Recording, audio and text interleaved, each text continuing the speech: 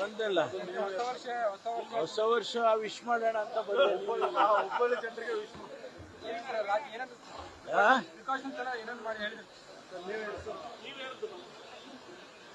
ಹೊಸ ವರ್ಷ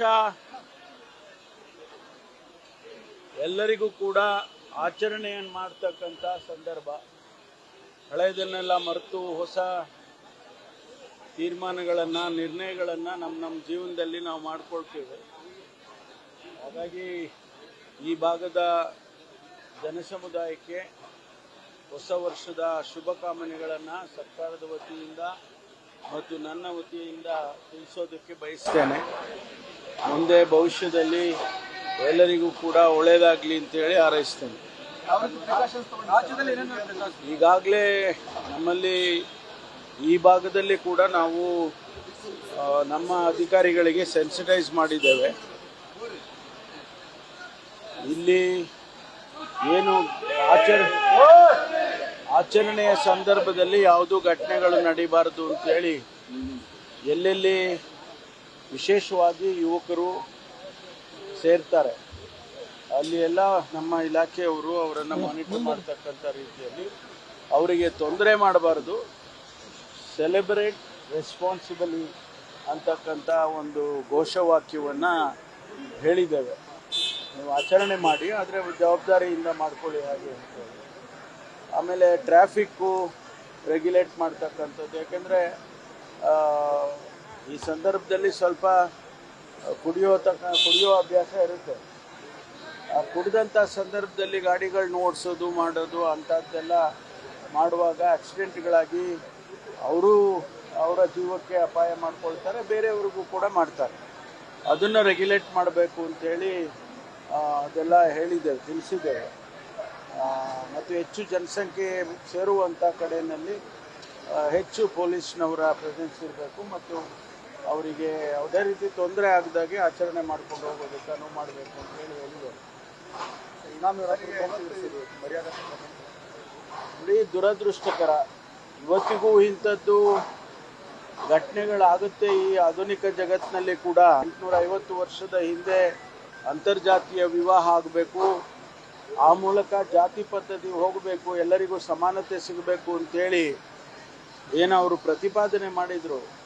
ಅಂತಹ ನಾಡಿನಲ್ಲಿ ಇನ್ನೂ ಕೂಡ ಇದೆಲ್ಲ ಆಗ್ತದೆ ಅಂತ ಹೇಳಿದರೆ ಬಹಳ ವಿಷಾದವನ್ನು ವ್ಯಕ್ತಪಡಿಸಬೇಕಾಗ್ತದೆ.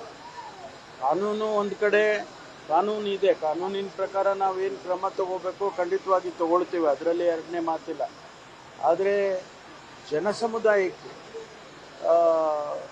ಒಂದಿಷ್ಟು ದೊಡ್ಡ ಮನಸ್ಸು ಮಾಡ್ತಕ್ಕಂಥ ರೀತಿಯಲ್ಲಿ ಅವರ ಮನಸ್ಸಿನ ಸ್ಥಿತಿಗತಿಗಳು ಬದಲಾವಣೆ ಆಗಬೇಕು.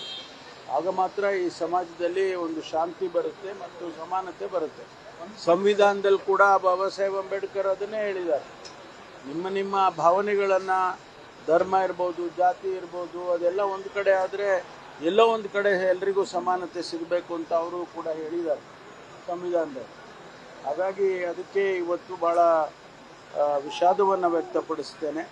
ಮತ್ತು ಏನು ಘಟನೆ ಆಗಿದೆ ಅದರ ಬಗ್ಗೆ ಈಗಾಗಲೇ ನಮ್ಮ ಇಲಾಖೆಯವರು ಕ್ರಮ ತಗೊಂಡಿದ್ದಾರೆ. ಸುಮಾರು 14 ಜನ ಅದರಲ್ಲಿ ಭಾಗಿಯಾಗಿದ್ದಾರೆ ಅಂತ ಸಸ್ಪೆಕ್ಟ್ ಮಾಡಿದ್ದಾರೆ.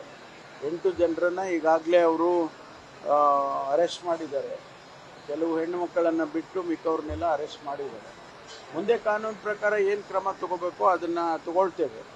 ಸರ್ಕಾರ ಈಗಾಗಲೇ ಸೋಷಿಯಲ್ ವೆಲ್ಫೇರ್ ಡಿಪಾರ್ಟ್ಮೆಂಟಿಂದ ಒಂದಿಷ್ಟು ಕಾಂಪನ್ಸೇಷನ್ ಕೊಡೋದಕ್ಕೆ ತೀರ್ಮಾನ ಮಾಡಿದ್ದಾರೆ. ಅವರು ಮನೆಯವ್ರನ್ನ ಭೇಟಿ ಮಾಡ್ತೇವೆ, ಅವರ ಅಹವಾಲುಗಳು ಏನಿದೆ ಅಂತೇಳಿ ಕೇಳಿಕೊಂಡು ಅದ್ರ ಪ್ರಕಾರ ಅದೇ ನಾನು ಅವ್ರಿಗೆ ಮಾತಾಡಿ ಸರ್ಕಾರದಲ್ಲಿ ಇದು ಕೊಲೆ ಪ್ರಕರಣ ಒಂದು, ಎರಡನೇದು ಅಂತರ್ಜಾತಿ ಪ್ರಕರಣ. ಹಾಗಾಗಿ ಕಾನೂನಿನ ಚೌಕಟ್ಟಿನಲ್ಲಿ ಏನು ಮಾಡಬೇಕು ಅದನ್ನು ಮಾಡ್ತೇವೆ. ಅದು ಅಲ್ಲದೆ ಅದನ್ನು ಹೊರತುಪಡಿಸಿ ನಾನು ಮುಖ್ಯಮಂತ್ರಿಗಳ ಜೊತೆಯಲ್ಲಿ ಮಾತನಾಡಿ ಒಂದು ವಿಶೇಷ ಪ್ರಕರಣ ಅಂತ ಹೇಳಿ ಅದನ್ನು ಗಣನೆಗೆ ತಗೊಂಡು ಆ ಮೂಲಕ ಏನು ಮಾಡ್ಬೋದು ಅದನ್ನು ಮಾಡ್ತೀವಿ. ಇನ್ನೇ ಘಟನೆ ಆದರೂ ಪೊಲೀಸ್ ಇಲಾಖೆಯನ್ನು ಬೆಳೆಯುವುದು ಕಾಮನ್. ಆದರೆ ವಿರೋಧ ಪಕ್ಷಗಳು ಸಹಿತ ಈ ಒಂದು ಪ್ರಕರಣದಲ್ಲಿ ತಗೊಳ್ಳುವಂಥ ಕೆಲಸ ಮಾಡಿದೆ. ಆದರೂ ಇಬ್ಬರನ್ನು ಅಮಾನತು ಮಾಡಿದ್ದಾರೆ. ನೋಡಿ, ಜೀವ ಉಳಿಸ್ತಾರೆ ಅಮಾನತು ಮಾಡಿದ್ರೆ ಅಲ್ಲ, ಅಮಾನತು ಪರಿಶೀಲನೆ ಮಾಡಿ ಅಮಾನತು ಮಾಡಿರ್ತಾರೆ. ಸುಮ್ಮನೆ ಏಕಾಏಕಿಯಾಗಿ ಮಾಡೋದಿಲ್ಲ. ಏನಾದರೂ ಒಂದಿಷ್ಟು ಅವರ ಫೇಲಿಯರ್ಸ್ ಇದ್ದರೆ ಅದನ್ನು ಮಾಡಿರ್ತಾರೆ. ಆದರೆ ವಿರೋಧ ಪಕ್ಷದವರು ಇಂಥ ಸಂದರ್ಭದಲ್ಲಿ ಸರ್ಕಾರ ಜೊತೆ ಸಹಕರಿಸ್ಬೇಕಲ್ವ. ಅದು ಬಿಟ್ಟು ರಾಜಕೀಯ ಮಾಡೋದಕ್ಕೆ ಹೋದರೆ ಇದು ಸರಿ ಕಾಣಿಸೋದು. ಇದರಲ್ಲಿ ರಾಜಕೀಯ ಮಾಡೋವಂಥದ್ದು ಏನೂ ಇಲ್ಲ.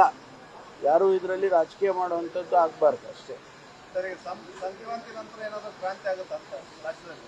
ಯಾವುದು ಸಂಕ್ರಾಂತಿ ನಂತರ ಕ್ರಾಂತಿ ಆಗುತ್ತಂತ ಏನಂಗಂದ್ರೆ ಕ್ರಾಂತಿ ಅಂದ್ರೆ ನಿಮ್ಮವ್ರು ಹೇಳ್ತಾ ಇದಾರಲ್ಲ ಸಂಕ್ರಾಂತಿ ನಂತರ ಅಲ್ಲ, ನಿಮ್ಮ ಪ್ರಕಾರ ಹೇಳಿ ಏನು ಕ್ರಾಂತಿ ಆಗ್ಬೇಕು ನಿಮಗೆ? ಅದ್ರ ಬಗ್ಗೆ ನಾನು ಪ್ರತಿಕ್ರಿಯೆ ಮಾಡೋದಕ್ಕೆ ಹೋಗೋದಿಲ್ಲ. ಈಗಾಗಲೇ ನಾವೆಲ್ಲರೂ ಹೇಳಿದ್ದೀವಿ, ಮುಖ್ಯಮಂತ್ರಿಗಳು ಹೇಳಿದ್ದಾರೆ, ಉಪಮುಖ್ಯಮಂತ್ರಿಗಳು ಹೇಳಿದ್ದಾರೆ, ನಾವೆಲ್ಲ ಹೇಳಿದ್ದೀವಿ. ಹೈಕಮಾಂಡ್ ನಮ್ಮಲ್ಲಿ ನಿರ್ಧಾರ ಮಾಡ್ತಕ್ಕಂಥದ್ದು. ನೋಡಿ, ಒಂದು ಕಾಲಕ್ಕೆ ಕಾಂಗ್ರೆಸ್ನವ್ರ ನಿಮಗೆಲ್ಲ ಹೈಕಮಾಂಡು ಡೆಲ್ಲಿಗೆ ಹೋಗ್ಬೇಕು, ಚೀಟಿ ಬರಬೇಕು ಅಂತ ಟೀಕೆ ಮಾಡೋರು. ಈಗ ಹೈಕಮಾಂಡು ಅವ್ರುಗಳು ಕೂಡ ವಿರೋಧ ಪಕ್ಷದವರು ಅವ್ರ ಹೈಕಮಾಂಡ್ ಹೇಳಕ್ಕೆ ಶುರು ಮಾಡಿದ್ದಾರೆ. ಆದರೆ ನಮ್ಮ ಪಕ್ಷದಲ್ಲಿ ಯಾವತ್ತೂ ಕೂಡ ಏನೇ ನಿರ್ಧಾರ ಮಾಡಿದ್ರು ಅದು ಹೈಕಮಾಂಡ್ ಅಂತ ಹೇಳಿ ನಾವು ಹೇಳ್ತೀವಿ. ಇವತ್ತು ಅದೇ ಹೇಳ್ತೀವಿ, ಹೈಕಮಾಂಡಲ್ಲಿ ನಿರ್ಧಾರ ಮಾಡ್ತಾರೆ. 2020 ದಲಿತ ಸಿಎಂ ಆಗ್ತಾರೆ. Thank you. ನ್ಯೂಸ್ ಫಸ್ಟ್ ನಿರ್ಭೀತಿಯಿಂದ ನಿಮ್ಮ ಪರವಾಗಿ.